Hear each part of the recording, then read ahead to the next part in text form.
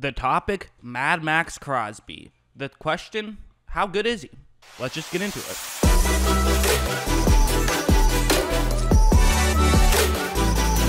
So I think Maxx Crosby is a tremendously underrated player. I think he's really good. I think that this play will be a good example of one of the things I like about him. This might have been the best play a rookie edge rusher had all year, where he's going up one-on-one against a left tackle, David Bakhtiari. I made a whole film study on him just recently, so check that one out. He's a tremendous tackle, but one of the things I talked about is that, he's so hard to get to the outside of, and so Crosby isn't even going to try that. He's going to see if he can try to make a move to the inside, try a swipe move where he gets his left arm, sort of slaps Bakhtiari's right arm, and is going to try to squeeze in between Bakhtiari and Green Bay's guard. And while this does work, Bakhtiari actually has help to that side, so the guard is able to run over. He's able to, get into the play. So, a kind of a moral victory to some degree by Crosby, but not really doing too much because there was a guard in the area. Still a decent play, but Crosby is not going to give up. What he's going to now try and do is do one of his, really one of his best moves he can make, which is a spin move. Not a lot of guys can do spin moves, especially not a lot of rookies. Crosby can pull off a spin move, and watch how he's going to do this, where he just fights to, he's going to fight with his left arm, try to push off and create just enough separation to where he can now spin out of the way, and he's going to be able to run over and get a sack on Rodgers. I mean, he basically took on a double team right there and was still able to get a sack. Again, part of it is it's not totally because Bakhtiari knew he had help to his right, so he wasn't as concerned about getting beat in that direction. So not exactly, but still a really tremendous play, and definitely not an easy play to get a sack on whatsoever. I think it's a fair criticism to say that Maxx Crosby doesn't have the explosiveness as some of these other guys. He's definitely not as fast as Josh Allen or Nick Bosa, but at the same time, if you're still getting pressures and still getting sacks, what's the difference? One of the things he's really not afraid to do is get to the inside of the tackle, which, listen, I've had my problems with in the past. I talk about this a lot. You have to be careful with doing it. You don't want to give up containment, but it can be a great way to get a sack. Like on this play, going up one-on-one against 78, the Chargers' right tackle, and what you're going to notice is that basically a lot of times the biggest part of a play is the outside hand. So against the right tackle, it's the right hand, and against the left tackle, it's the tackle's left hand. And,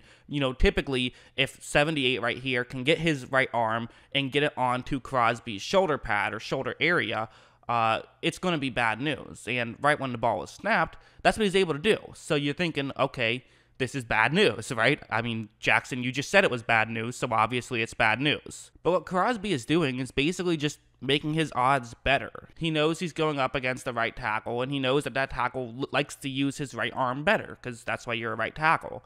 And so what Crosby is doing is he's getting to the outside, he's allowing that to happen, but then he's going to try to get to the inside, and he trusts that he can knock that left arm out of the way easier. And so in doing this, it's basically just giving him the slight advantage. Obviously, the disadvantage is that if he does make a move, he's going to have to get there quickly, but he also went far enough to the outside that containment hasn't really been given up, and also he's going up against Phillip Rivers, not exactly someone who's going to get outside the pocket too much, and he's able to pull this off. He's able to disrupt the left hand, get a pressure that ends up resulting in a pick six. So, there was a flag. That was a holding penalty, and it was a hold on Crosby. That's why Crosby went to the ground like that, but he was still able to make enough pressure to cause the disruption. So, really good play from him. But what I loved about that play is how it set things up. Where later in the game, this play would happen, where 78 is going up on him one-on-one again. And so this time, you saw how far 78 got to the outside. This time he's trying to be a little bit more careful than that. And so what you're going to see Crosby do is right when the second this play starts, he just slaps the hand away, and he's now able to get around, and he gets pressure on Rivers again, and that one almost resulted in an interception. And again, I love that play because, again, I don't think Crosby has that explosiveness that some of these other guys do. I just don't. I don't think it's there yet. In fairness, that sometimes develops a little bit later, so maybe he'll get there. And I mean, listen, I'm not trying to say he's a mess. I mean, he's actually pretty good. He ran a 4.66 40-yard dash. I just mean, there are people better than him in the league at that. But he sort of beats people with his brain oftentimes and his technique more so than his just pure speed.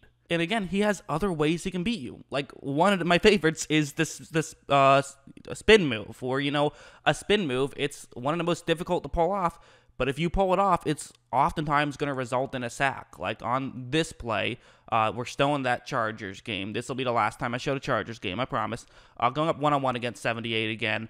There is a tight end in the game, but he's not blocking, so don't worry about that too much. And again, what Crosby does at first is he kind of fakes as though he's going to be doing a speed move. He runs to the outside.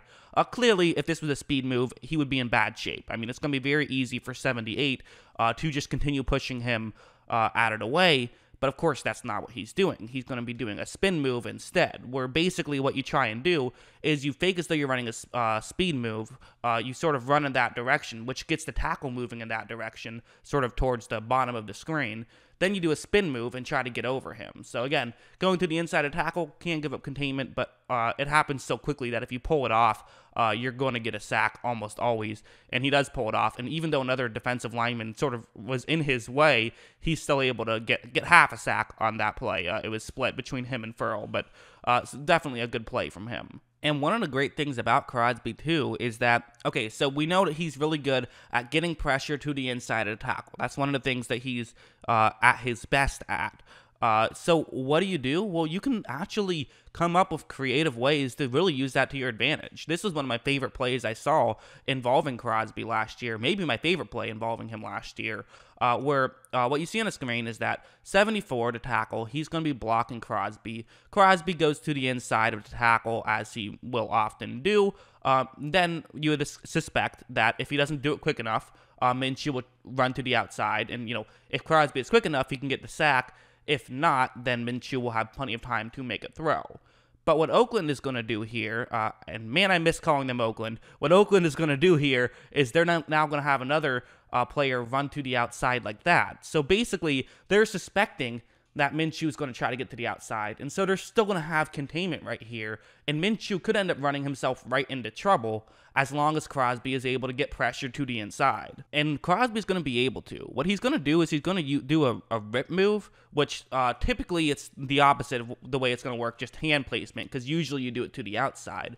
But Crosby's going to get his right arm. He's going to generate pressure onto the right arm of 74. He kind of just gets his arm and moves it up. And watch, see how he does this, where he gets it low, gets it up, so that way he can easily just twist his body, and he's able to generate pressure immediately. So now Minshew has no choice but to run to the outside. He can't throw it anywhere. No play has developed at this point.